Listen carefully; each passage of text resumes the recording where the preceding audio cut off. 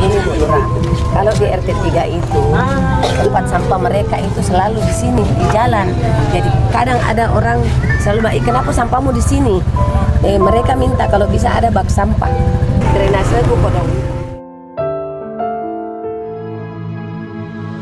Assalamualaikum warahmatullahi wabarakatuh.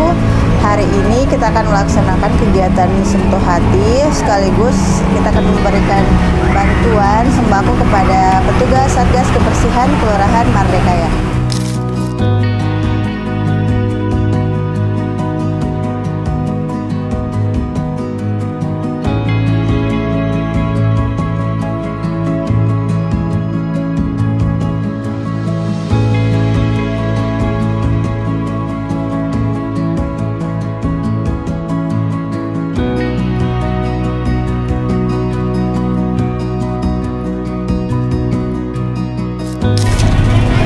Assalamualaikum Ibu, Adek.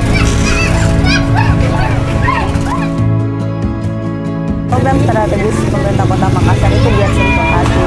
Jadi di sini kita mau dengar apa-apa saja keluhannya warga.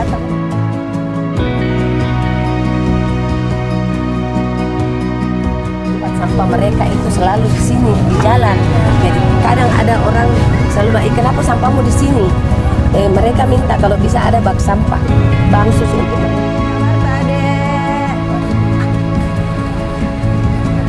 Ada jadi